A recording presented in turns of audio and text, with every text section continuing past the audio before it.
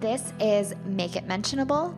I'm Alyssa Patness, and this is the show about being human in a world that encourages us to be robots.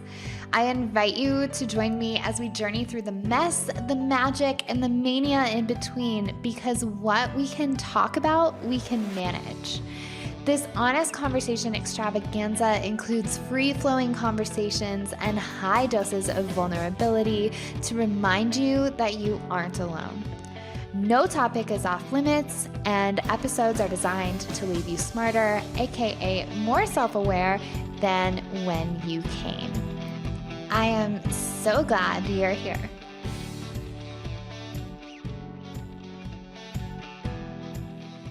Hello. Welcome back to Make It Mentionable. I am here with Amber Pope, a very dear friend of mine. Amber, I can never remember, how long have we known each other? Do you know off the top of your head? Yes, but let me backtrack. Hi, and I'm so glad to see you and talk to you. This is amazing. So our friendship began, I want to say, let me think here, probably 2010. I'm pretty sure. That sounds right. So it's been over a decade now. It's incredible. That's awesome. So for everyone listening, Amber is the hair extraordinaire and so many other things. But when I first met her, I was a hair model for her. And then now she can't get rid of me. So I fly to go get my hair cut, which is semi-ridiculous, but totally 100% worth it. I will never want to willingly get rid of you. I love you dearly. I love having you in my chair. We've been together working on hair and life and friendship and all of this for so many years. It's so much more about hair, although I love your hair. You have the best head of hair. I mean, seriously. Yeah. So our conversations are normally me in the chair, you behind it. So I love that other people get to hear it now, because, you know, that's like the more like hush hush, but now people get to hear it, which is great. It's so awesome. It's so awesome. I know it's such a kind of like a private like relationship, isn't it? Like being behind the chair, it's a bubble. It's like sort of like, I don't know, this little like microcosm of like personal sharing that's happening in this moment where you're like tangibly like tactile with somebody on their person, talking about these like deep, and sometimes it's intense in a good way, sometimes it's intense in a bad way, but there's a lot of interesting conversation that happens in that teeny tiny little space that literally is like a 2x2 square, right? So many things happen. And now you're right. This is so fun to be able to take that conversation in a more public way and kind of open, you know, the doors so people can hear some of the crazy things that we talk about and maybe get some good ideas from it. Yes. So we're talking largely about vision today and dreaming big. And I feel like one of the first times I experienced your visionary capabilities was when we did the hair shoot, which was so fun. I think I might have to share one of the pictures from there. If you're Yes, I have them all still. Yes. Okay. So talk to us a little bit about just I want to open with your philosophy on how you approach your industry to begin with, because I think that really cements into some of the conversation on vision and leadership and dreaming big. Oh my gosh, how much time do we have? You know, I've been in my industry for over 15 years. And hair I did not find it found me. And so I had this like early on thought process about the hair business in general, which is completely wrong. And I'm always really upfront about saying like how foolish and short-sighted I was in terms of what I truly thought art could and should be, that I never thought about hair as a medium until it was shown to me. And I've never been the same since. And so early on in like my, high school years and right out of high school before I found hair, I really did have this sort of like negative thought of like, well, that's just what you do when you don't want to do anything else. Like, which is again, like how stupid that is. It's so dumb because the hair business has so much power of creation, of art, of technique, of foundational like chemistry and geometry, and all these really in-depth like skill sets that it takes to be really profoundly good at what you do behind the chair and have people who care and want to join you, for that journey. And so willingly give themselves. So on the day to day, I just thought, well, you just cut hair and you go home, right? Like that's what you do. No, it's not that. There's so much more than that. And so for me to find that, it kind of slapped me across the face with my first mentor, watching him cut the first bob I had ever seen done with a straight razor, mind you. And I was just like, this is the most incredible thing. And my eyes were never allowed to see anything different than that. And it was one of those things that like that lesson will always play in my mind with, you need to have an open mindset to put yourself into maybe a different set of thinking than what was originally given to you. And so it was never anything that was like important in the household that I grew up, but that hair was just like, well, you just like walk in somewhere, you sit down, they cut your hair, you leave. And so now at this point in my career, thinking about how it gives so much more, like I said, to the person, but to have it as a voice of telling a story of art and capturing that with a photo, whether that be for just your own, we take photos and we put them up in our own salon walls, we put them up on social media. It is our voice.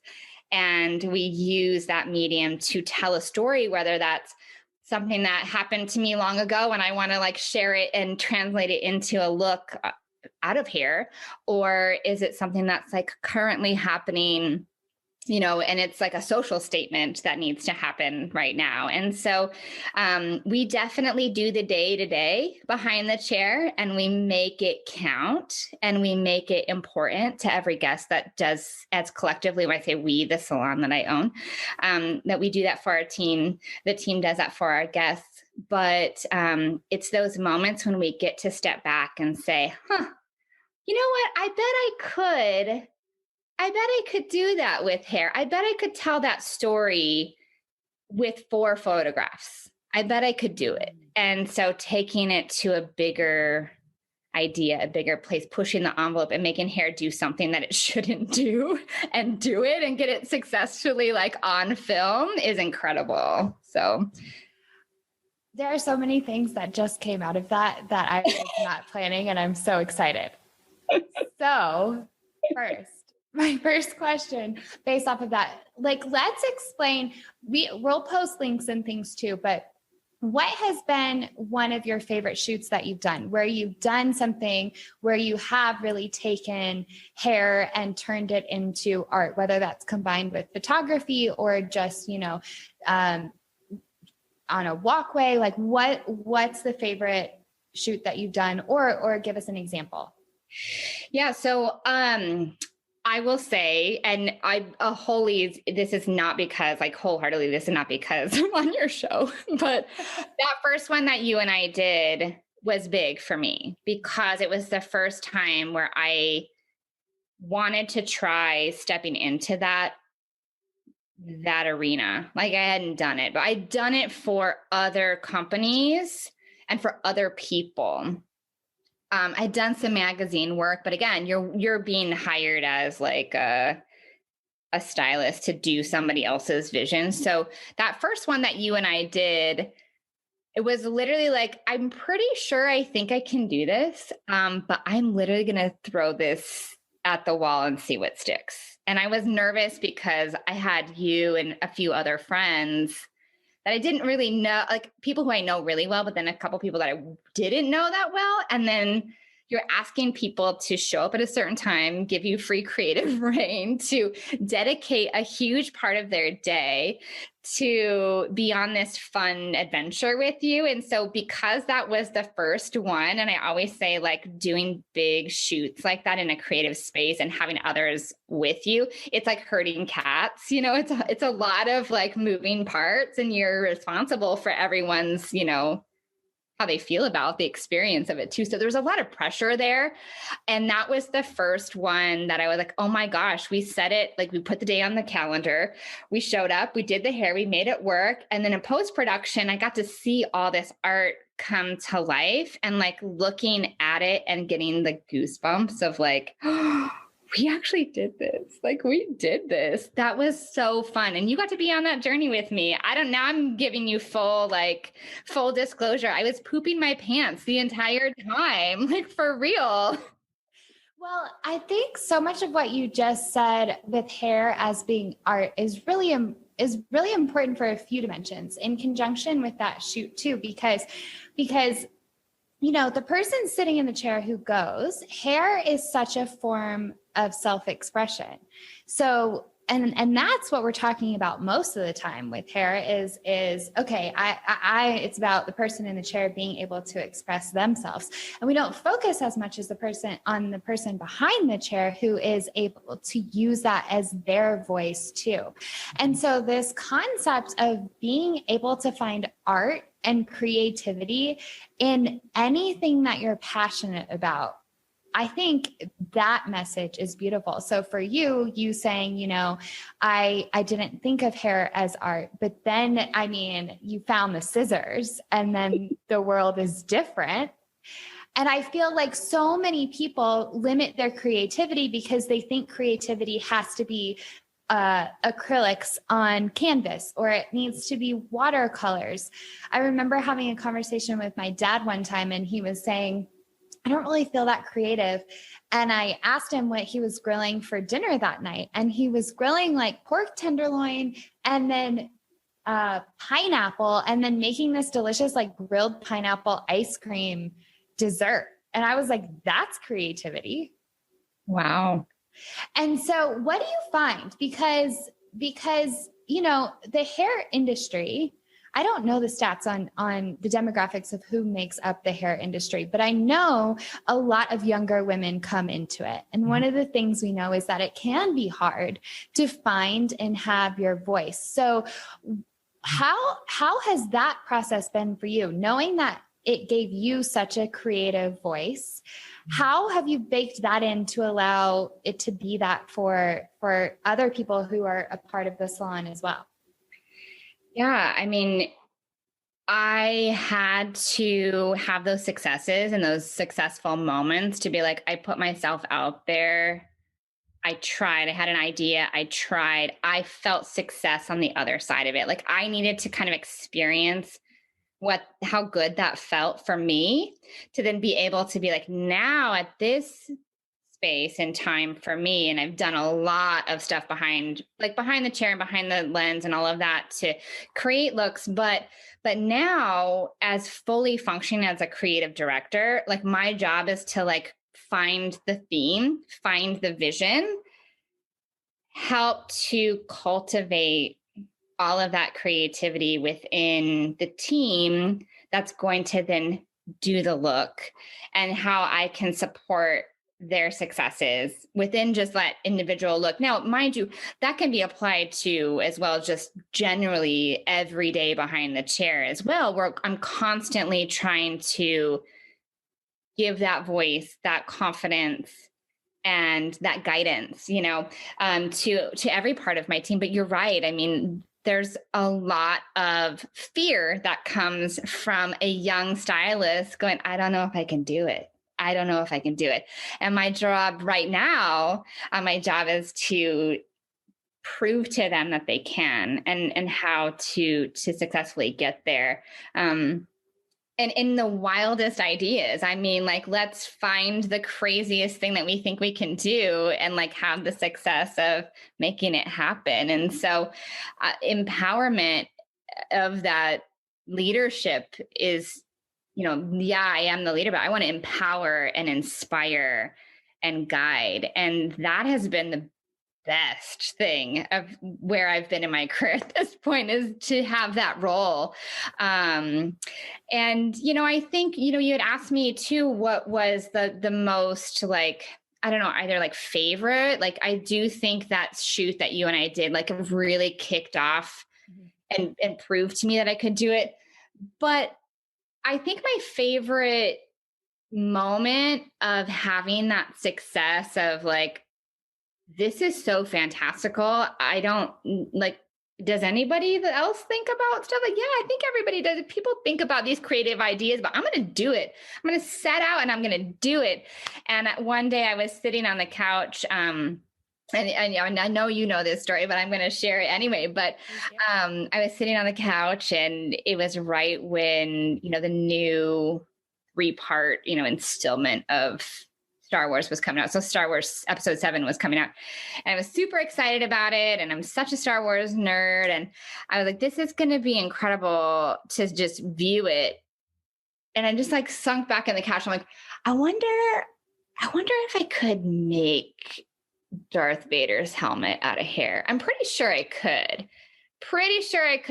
And that kicked off the Star Wars collection that we ended up, kind of evoking the idea of Star Wars characters out of hair, and it worked. And when we had the success of that shoot collectively as a team, that was the one that set it off for Salon 27 to be able to say, like, we can come up with these really amazing creative ideas, bring in others to give it legs, to let it breathe its own thing, get it captured on film, and then collectively as a team, as a unit of predominantly, yes, women, we get to, and of all seniority behind the chair, all different strengths behind the chair, but to come together collectively and support each other creatively. That collection did it for us, and we have still been like staying the course with it all these years later. So some years are stronger than others. But those shots were so amazing. I think one of my favorites that you did was also the twist on the Disney princesses, because that was epic. And so with these visions, like I want to get to the visioning process for you at some point, but I also want to rewind a tad, because creativity is magical. And so many times people, especially in corporations, a lot of times they view creativity as a liability rather than an asset. Like, creativity can be scary sometimes, because that's when you're pushing the envelope and you're changing the norm. So I'm curious, like, what does creativity mean to you?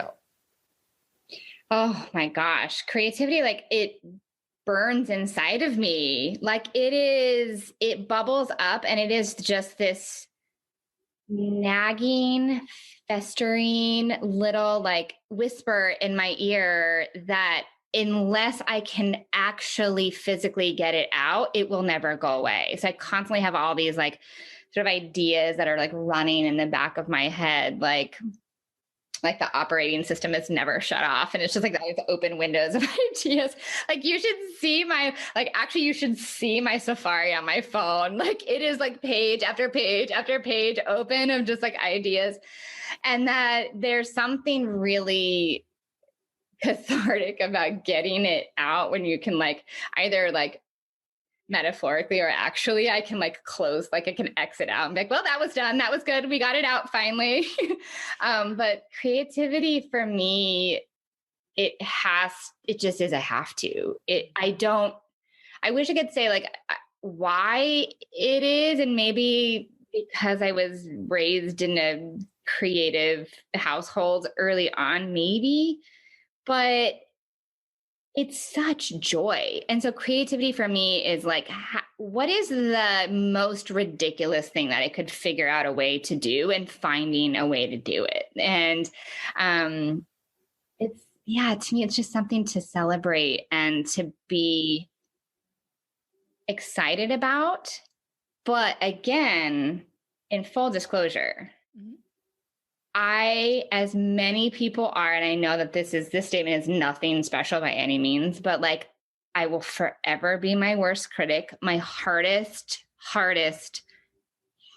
thing to do is to not make it and smash it. Like I make it, and sometimes like I have that moment where I let myself like, oh, I have the goosebumps and everything. But then on the back end, I'm immediate into like, I want to light it on fire and I want it to go away.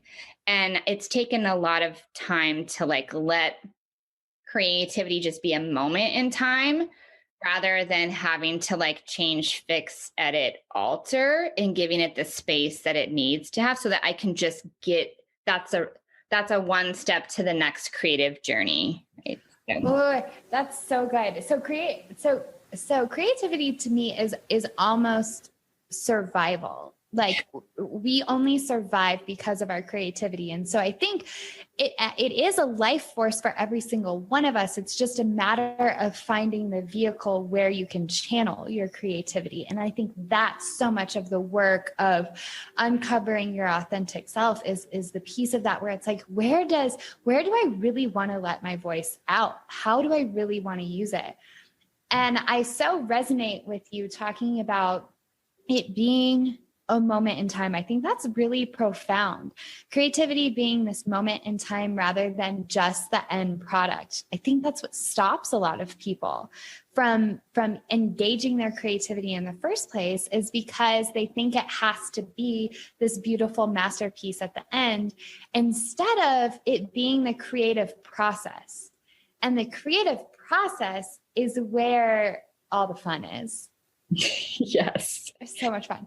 And one other thing you said, like about the output and getting it out, like, oh my goodness. So many of us, I talk about we're like saturated sponges. You're right. I do think it is like saturated sponges. And to your point, just to kind of finish what you were just saying, is that you kind of have to wring out that sponge a little bit. I tell my new team members all the time, I'm like, get ready, because my first mentor told me you wring out that sponge and you let it all come in. And I think that we have to do that. You're right. Yes. It's the wringing out of the sponge. Like we take in so much information and so much input every single day, like whether it's social media, whether it's our Google searches, whether it's the book we're reading, the conversations we're having. And if we don't wring that out, if we don't then transmute that into something else, then where does that energy go? Yeah. It just like swirls in us, and then we get anxious, especially as creative people. Like I think there's really this thing called trapped creativity, where if a creative person, if someone who feels that burning desire isn't expressing it, then it can manifest in all of these other weird things in our lives and can make us anxious. Sometimes it can make us depressed. It can make us like have an existential crisis because it needs to come out. That creativity needs to be birthed out of us. So for your creative process, if we're thinking of creativity as, this moment or this moment by moment sequence, how does your creative process kick off? Usually I equate it to a lightning strike. So like literally, like physically what I feel like happens in my brain is, again, I'm super interested in so many different things. So I'll always have these like background ideas kind of running. And then sometimes it'll happen in two ways. It'll either be that I had this thought process that was like, one day I kind of want to do something that's based off of yada, yada, yada, whatever that is. And then I'll stumble upon a look that reminds me, that's how you do it. That's how you do it. So either I had the idea and then eventually in time I figure out how to put the ingredients to it.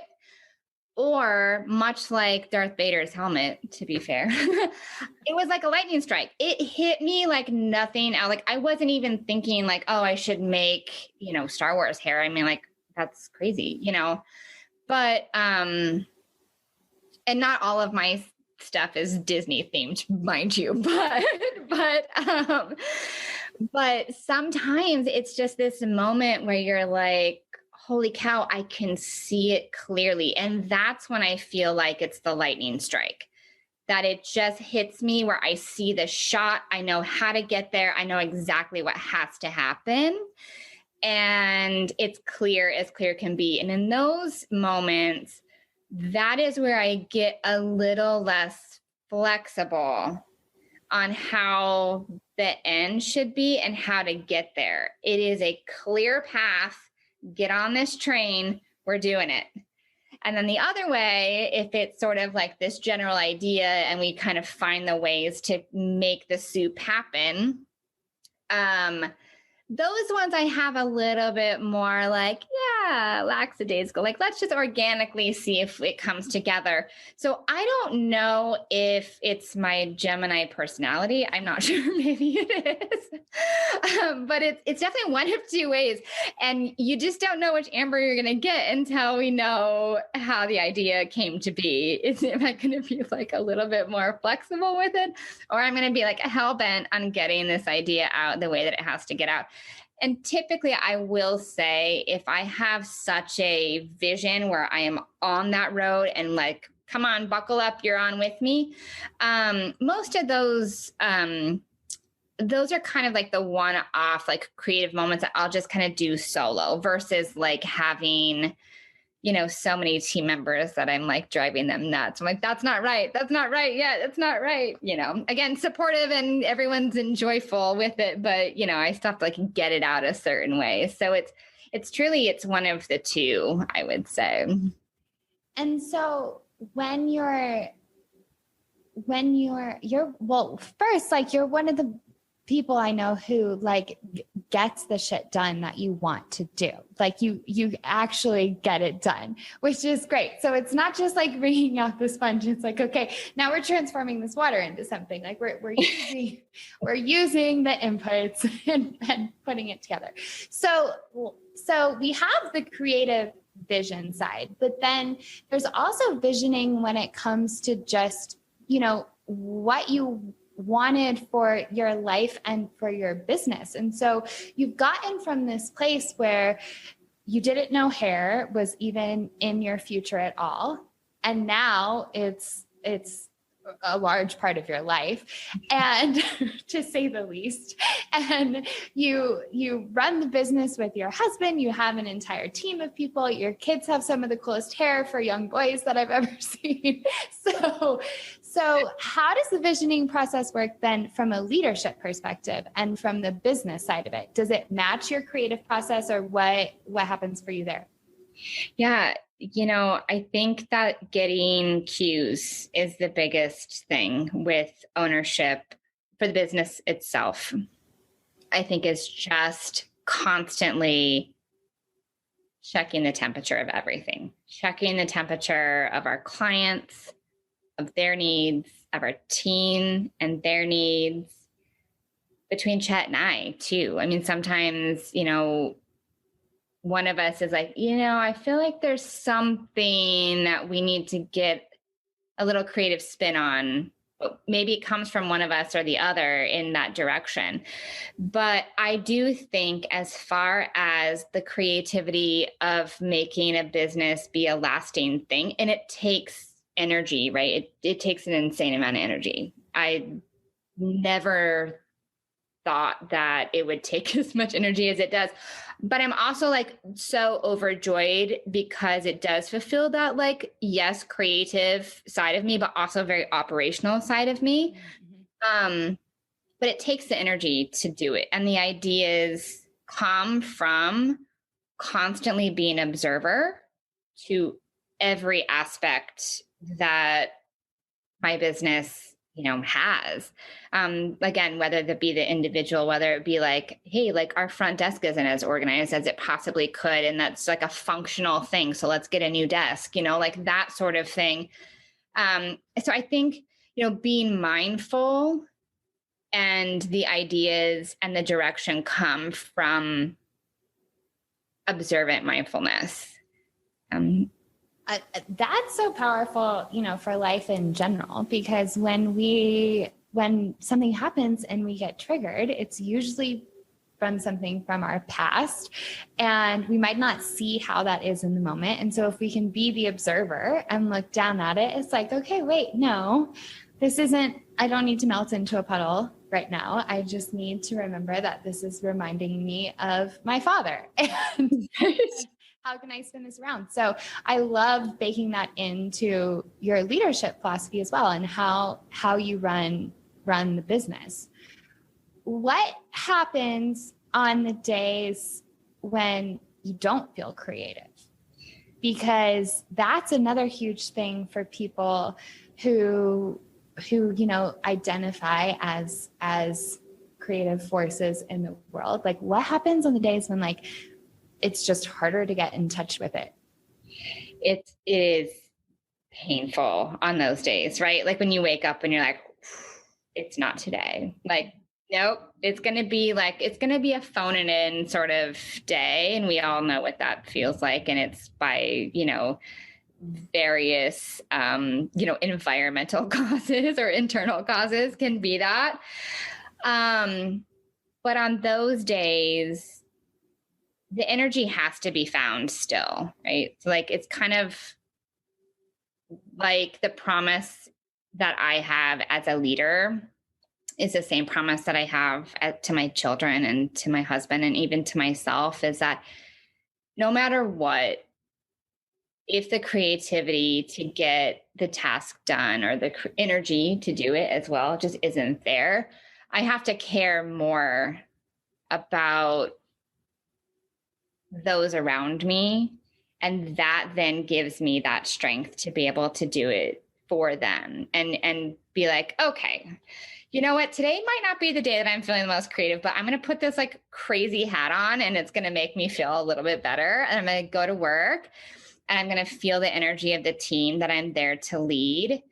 And I'm going to geek out on them being creative and being, again, that mindful observer of my surroundings and be like, you know what, though, I might not feel like I've got it today and I do not have it together today, but they're doing it because I've created a home that is that. I've created a business that is that. I've created a space for my friends that are that. And on those days that it's really hard for me, that's the only way that I can get through it and find that energy, is that I look at those around me and I'm like, but I can, because I care so much for them. Yeah.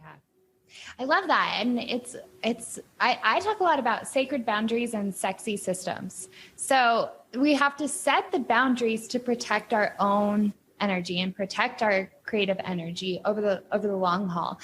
But on the days when those have been violated, or on the days when it's just not there, that's what the sexy systems are for. Because the system you design when you're in a good spot, so that in the days when you're not in such a great spot, it runs the ship for you. Absolutely.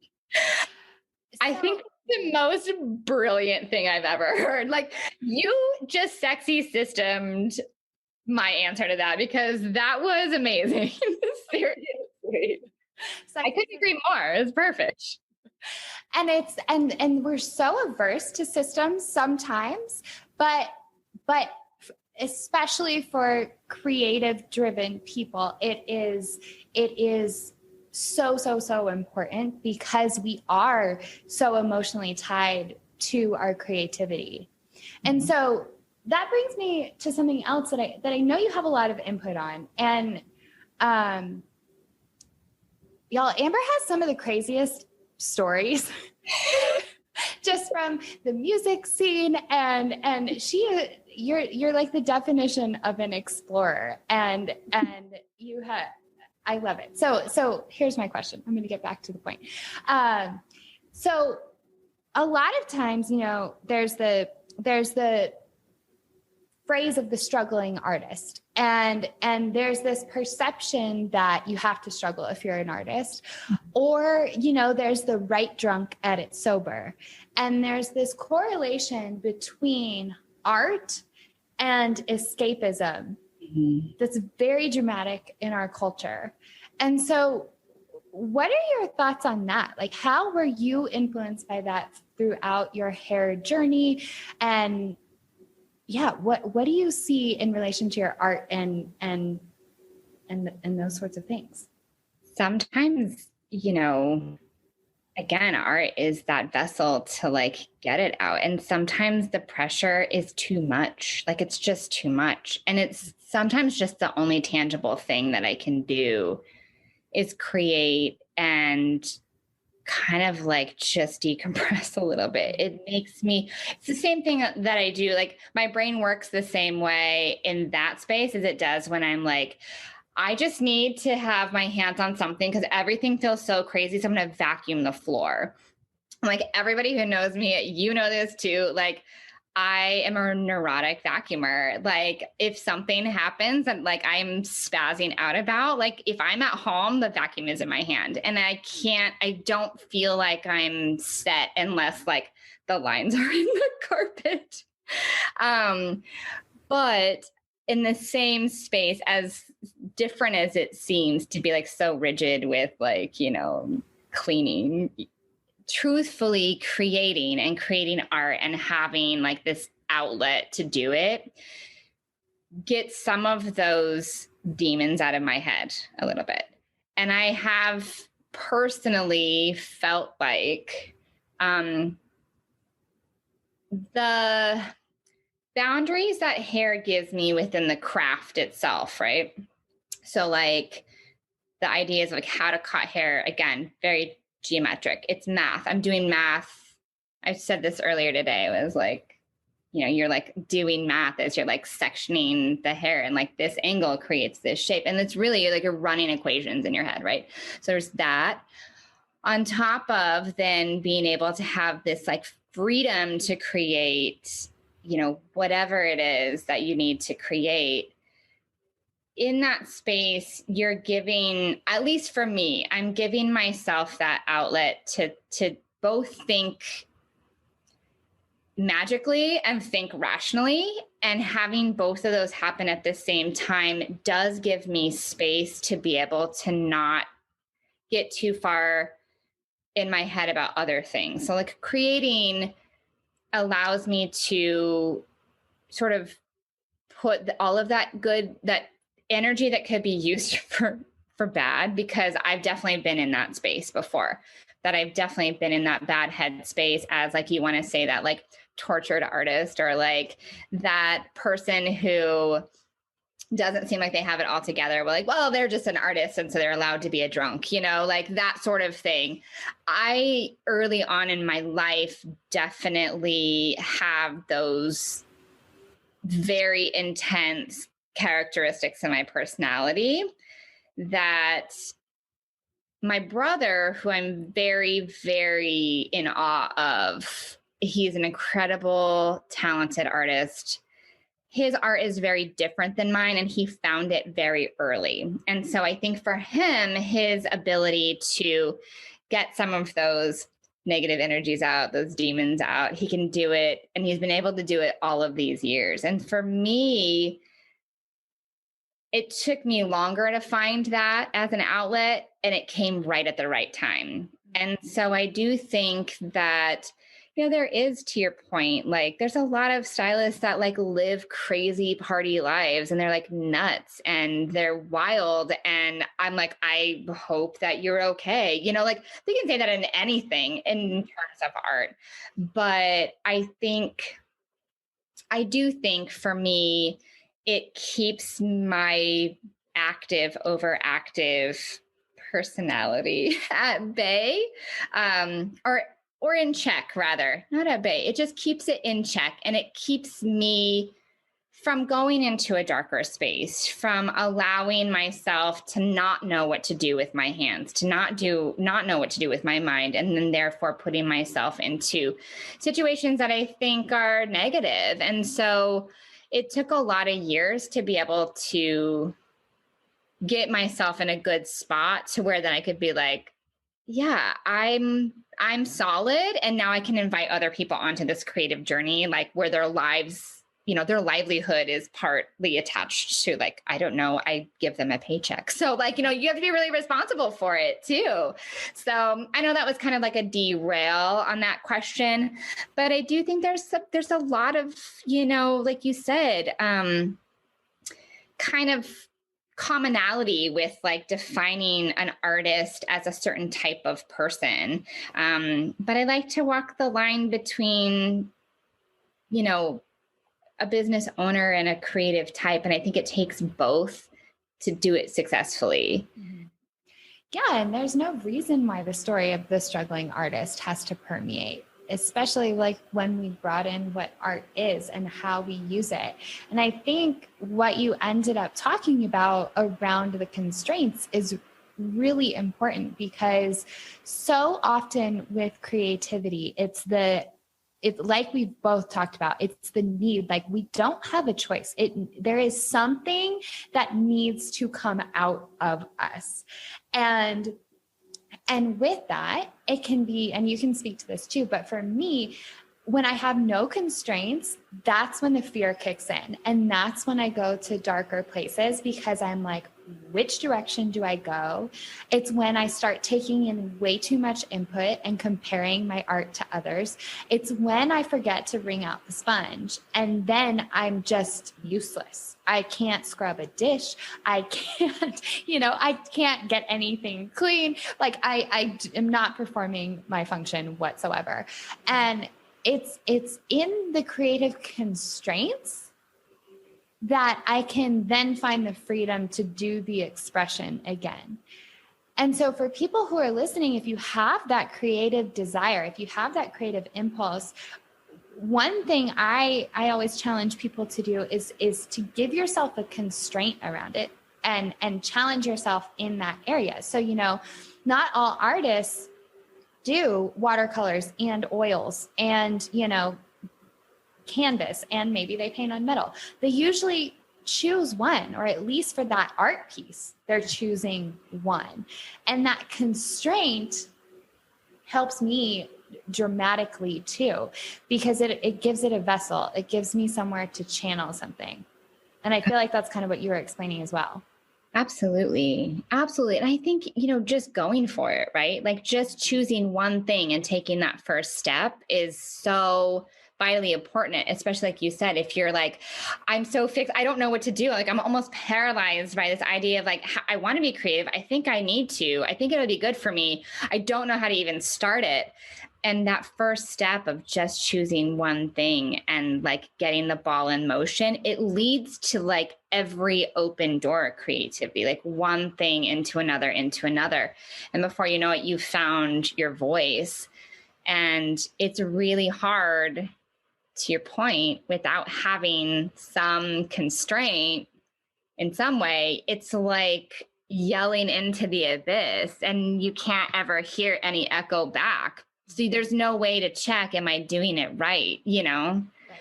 So starting small is good. If there's, those people who are paralyzed. I mean, I get paralyzed by, so I'm not saying those people, like we all have that moment of being completely, your back is up against the wall and you have no idea where to go from here.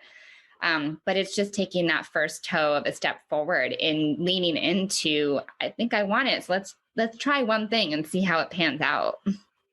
And that, back to what you were saying in the beginning around that first shoot being so important, like it's that first success becomes something you can fall back on so many times, because failure is inevitable. Like, of course, something's going to flop. Like that's part of the fun of creativity, is that, yeah, some are significantly below average and some ideas are above average and are great.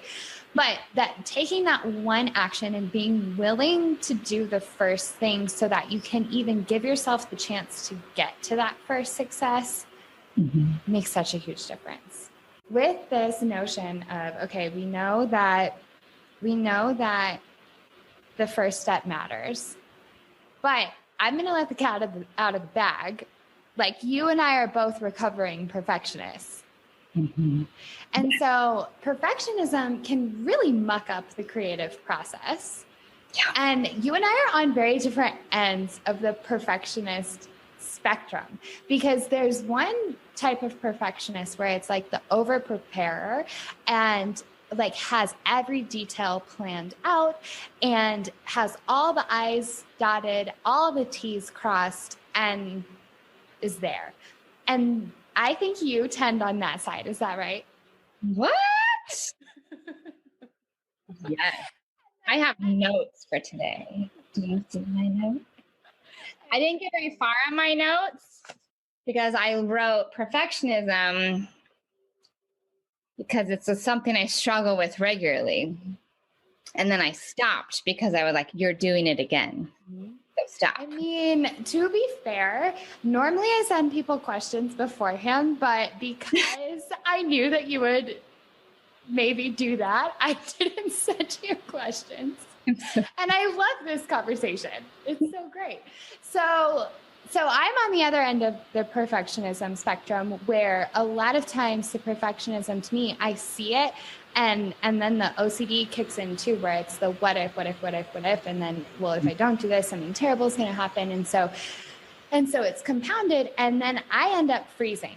And so that crucial step we were just talking about of taking that first step, so many times perfectionism gets me and I end up in perfection paralysis, which is its own sort of demon. So how do you, because I will emphasize recovering perfectionists. I don't think either of us let it define us at this point, but how do you deal with your perfectionist in the context of your creative process? Like, does she have a name?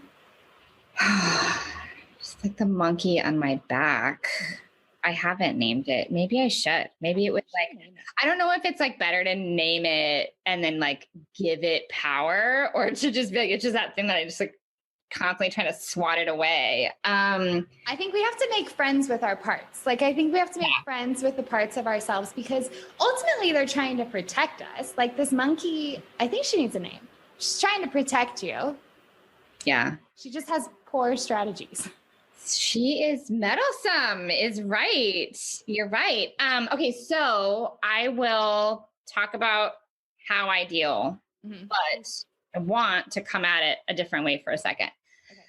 I teaching behind the chair and teaching young stylists who it's hard when you're learning, when you're an apprentice, right? Because you're learning under people who like have so much more knowledge than you do in your mind, your perception, right?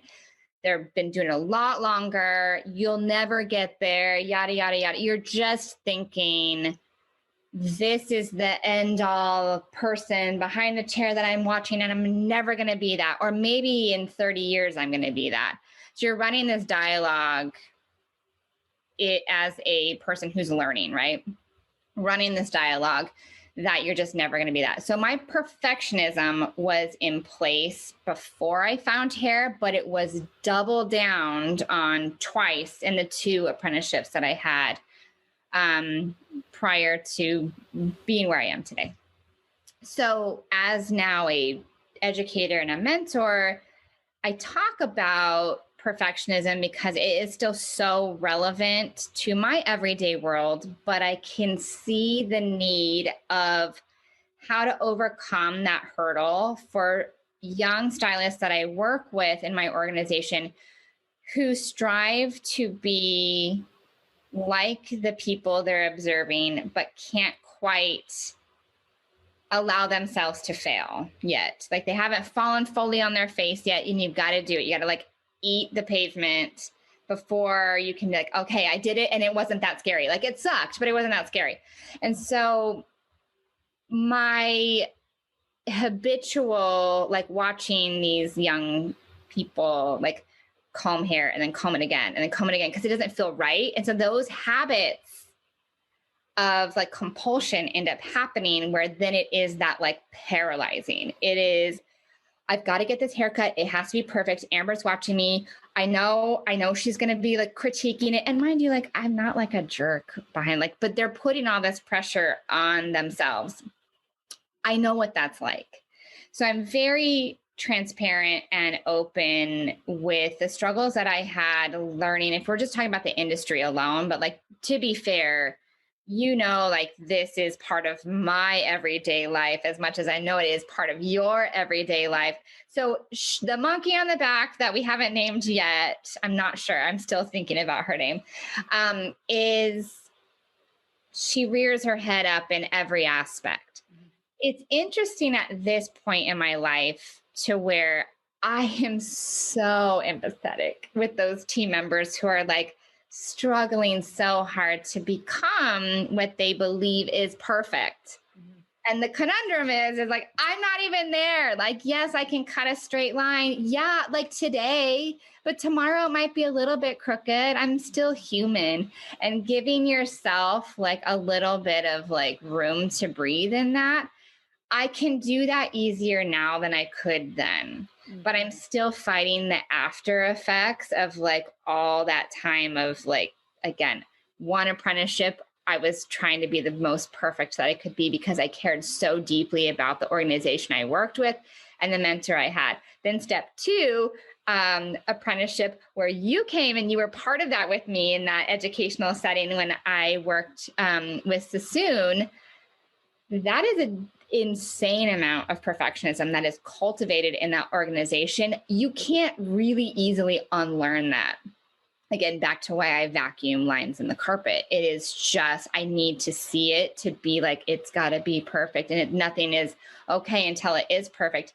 And you nailed it by saying it's the paralysis of it, because it will stop you dead in your tracks and you don't know what to do with it. And then you're just like frantically, like Chet can watch me do it. Like when I'm hysterically like, it's not right. And I pick up something and I move it like an inch and then it's like, no, it's not right. And I move it like another inch. And then a second later I move it again. And he's like, you just can't get over it until it like feels right. It's tough. And I know it's something you and I have talked about this for so many years of just really having that self-forgiveness to be able to move on and say like, today, this is what perfect is here and now. It doesn't have to be anything more than this because this is exactly what it should be. And it's a tough struggle. It's a tough struggle, but I want to kick it back over to you and then we can continue because I think there's a lot to like unpack here with professionalism or perfectionism. I agree. And there's one thing that comes up for me, and I wonder if you have this too. So I'm like you where it can pervade multiple areas of my life, but there's one area of my life where it doesn't come in.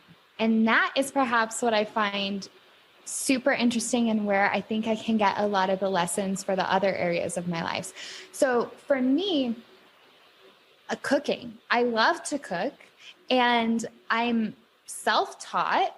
And I don't use recipes and I cook almost every night. You're like organizing coordinating multiple side dishes at one time, like deciding what spices to throw in. And so in this area of my life, like something that so many people feel they have to be meticulous at and follow a recipe, I could care less.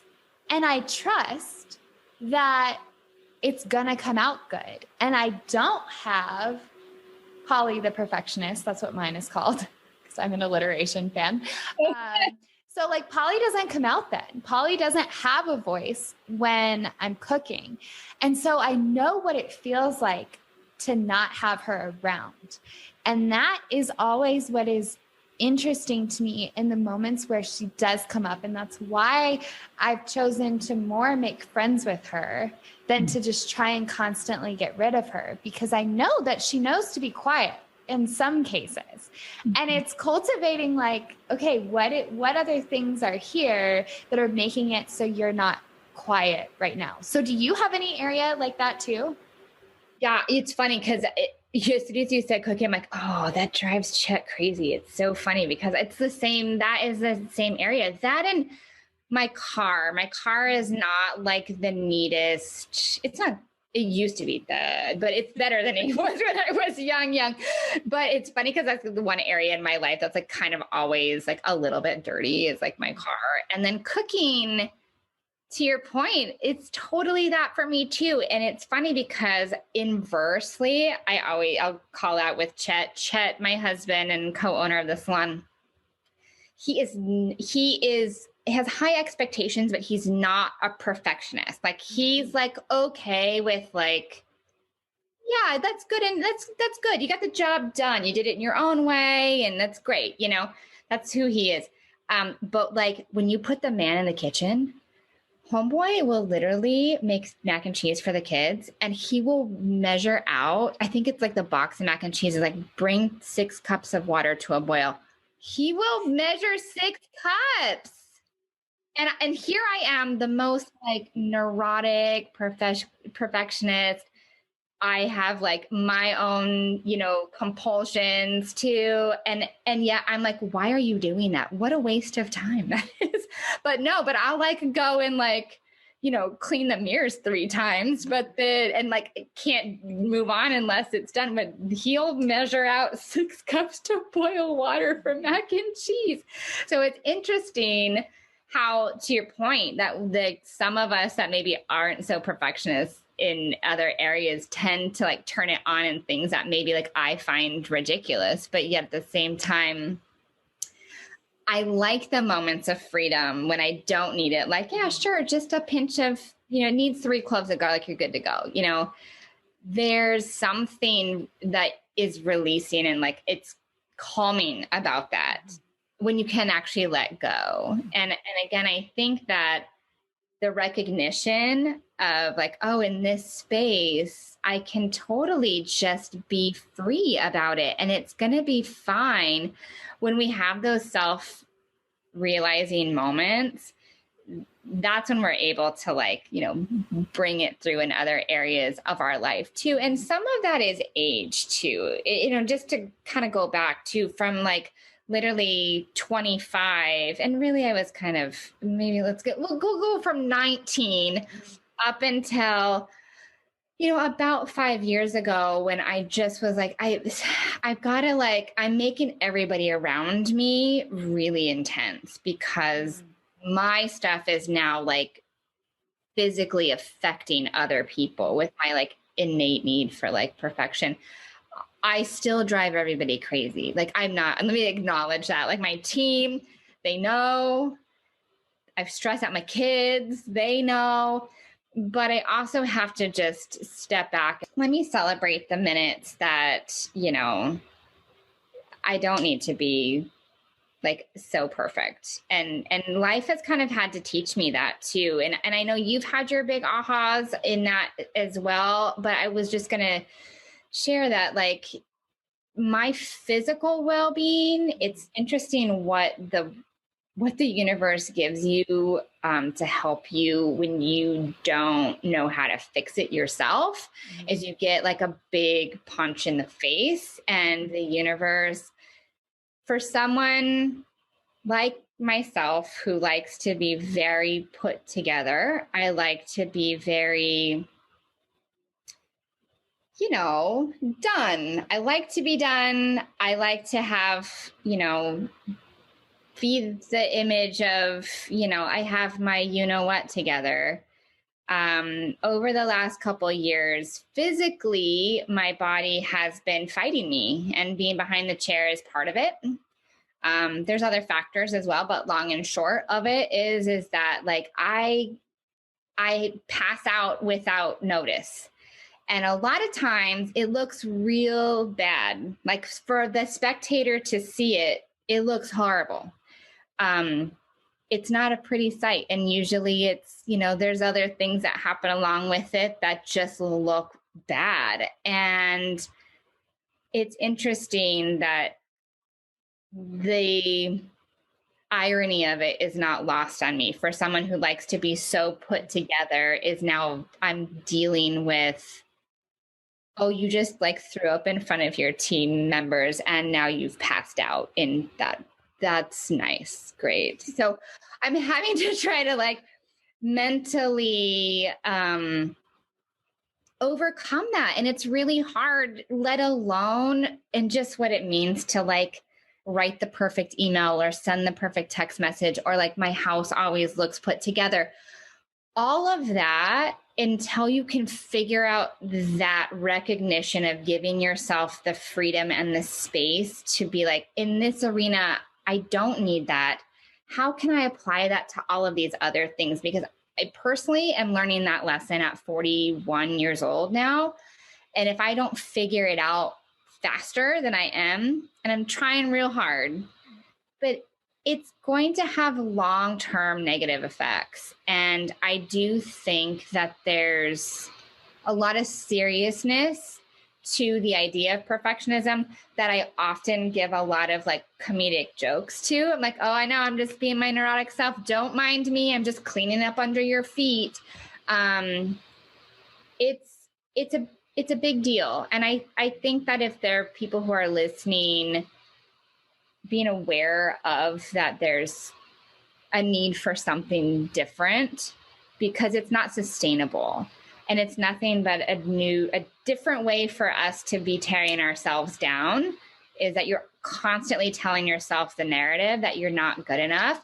And I'm going to be frank, that is total bullshit.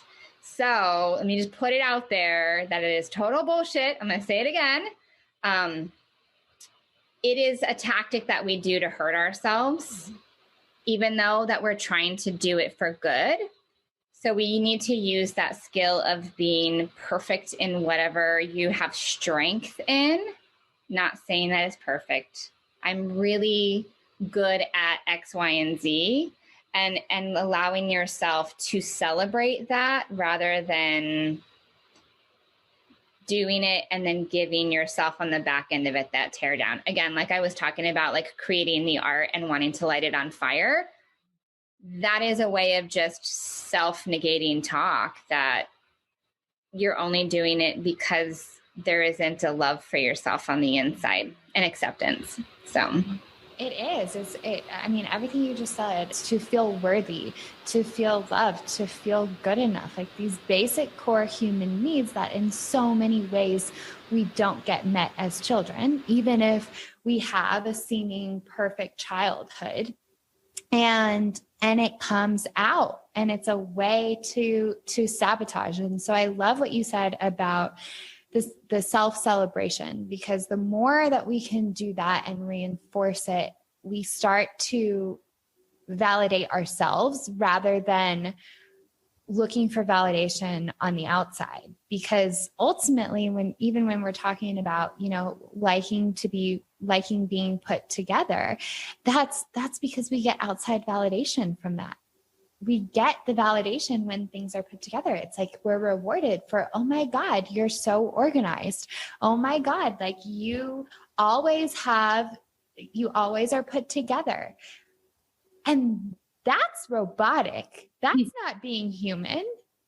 And so we shut ourselves off from the most human things about us, which inherently are not put together.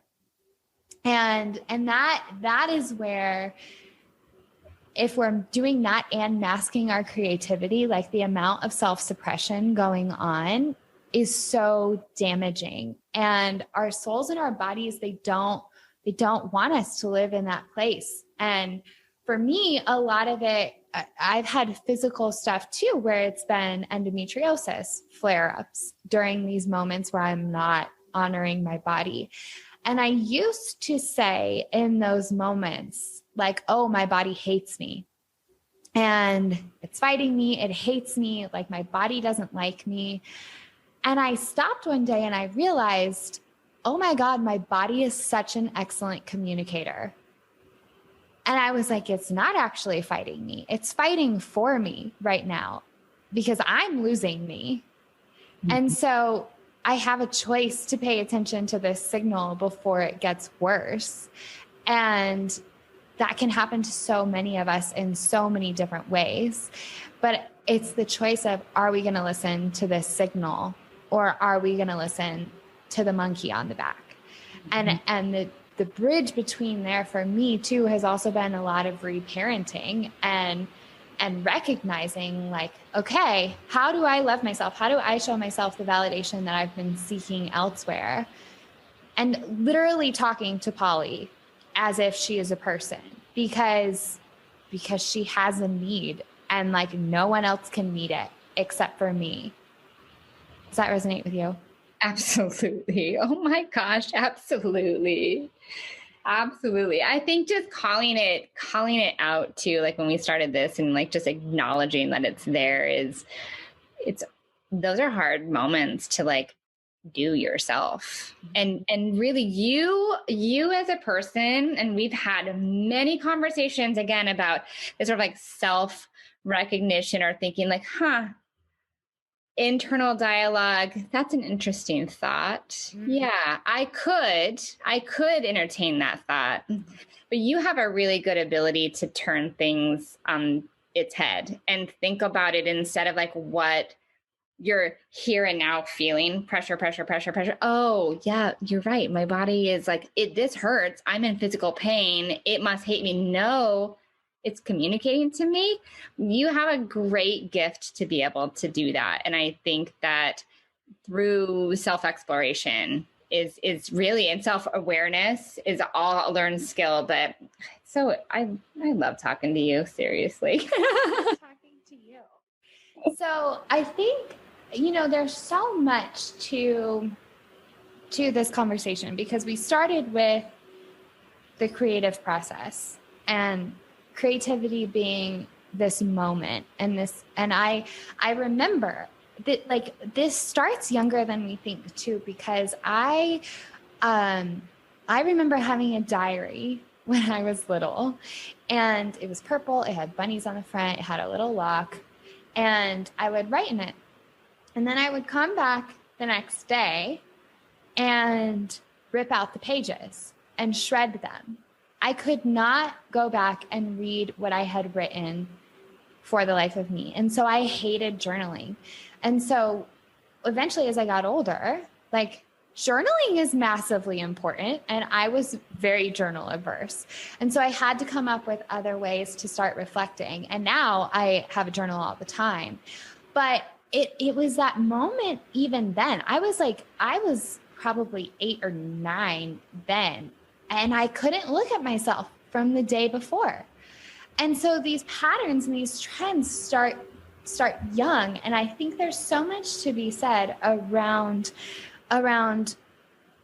releasing some of the expectation from ourselves. And so going back to what you said about creativity being a moment and it being a process that we can enjoy, because the final output isn't what actually brought us joy, right? Like it's the process of, oh my goodness, these words turned into something, and I really enjoyed getting to do that. And then I don't really care about the end thing. Mm-hmm. And in your case, the end thing walks out the door, and you might not see it again. Mm-hmm. And it changes, like it completely goes away, like grows. It totally, it fades, it grows, it's different. Yeah. And so it really isn't about the outcome. And yet we live in a society that teaches us so often to focus on the outcome alone. So that what you said in the beginning about just recognizing creativity as a moment and as part of the process, I think is so profound and beautiful. And it's something I want people to walk away with, because that can be so much of a release. Mm-hmm. The other thing that I wanted to revisit just briefly is the difference between perfectionism and excellence, because I think there is something required in your craft about demanding excellence. But that's a huge difference between demanding perfectionism, which is arbitrary. Excellence can be measured. And so I think that's something that when we get stuck in these loops too, coming up with measurements, because perfectionism, when we fall into that trap, like it can't be measured and we're just spiraling. But if we can measure up against certain excellence benchmarks, I think that can help as well. And I know you have those set up for your team. Absolutely. I love that. I mean, we strive for excellence. It's in my mission statement, in my salon, and it is a core activity that we do every single day. And you're right, it is measurable. But it's funny because the word perfection and perfectionism, it it somehow gets interchanged in there, and clients do it with us. Like, oh, you guys are perfect, or this haircut is perfect, or how do you have it all together? You're just perfect. Like that's insane. but yeah, excellence. Absolutely. Absolutely. And I think striving for excellence is, again, it's a fine line, because that tipping point, right? You really can go off the rails with it. But I do think excellence is obtainable in that sense of, yeah, you know what? I can be really good at my craft. I can be a good leader. I can be an excellent leader. I can be an excellent salon owner. I can be an excellent mentor, an excellent communicator. The list is long of your excellence in your hair, your friendship. Thank you. I think that's something too, if people are listening and they're like, okay, well, how do I dip my toe into creativity, is start looking at what are the areas where you feel like you excel naturally, because I guarantee you're employing creativity there. Totally. And celebrate it. Honor yourself, and self-celebration and self-honor. Like, so many times when I'm working with women, the first thing I have them do is write down their accomplishments, because we forget all the damn time what we've done. And that self-honor and that self-celebration transforms so many things in our lives. Oh my goodness. It's so interesting that you just said that. I want to just say real quick that it's interesting because every new team member to our organization, they're new. They are new to me, new to the business. I think I'm getting to know them, but I don't know I know what's on their resume, but like, to write a statement about themselves is always the hardest ask. They have such a hard time writing anything to put as their bio. That's just talking about like all the amazing things that you have done to get you to this point, to where like someone's going to be jazzed to be like in your chair for a haircut. And it is the most paralyzing thing. And there's some team members that I've been like, it has been 3 weeks. Like, just how about if you give me some bullet points and then let me help guide you? But it is interesting how it is programmed in us to not want to talk about ourselves in a light of celebration. Like, that's so sad, because all I want to do is celebrate all the time for every single one of my team members, but it is tough to get them to say that about themselves too. So it's so tough. And then if we think about trapped creativity or trapped self-expression, if then this one moment comes along to write this bio, or to write this about page, or, to share one line about yourself, if that one moment comes along where you feel like you get to be seen, then you feel like you have to have the perfect thing to say so that you can feel seen and soak it all in right then. And I think that's the beauty of creativity too, because it allows you to express yourself like in 500 different ways. And then you end up finding and mining, oh, this one feels really good to me, or that one doesn't. And it doesn't rely on it doesn't have to be this perfect moment, because you can create so many more moments. Absolutely. The power of creation. I love it. It's magic. It's so much magic. Amber, I love talking to you. I love talking to you forever. Thank you so much for being here. I absolutely loved this conversation.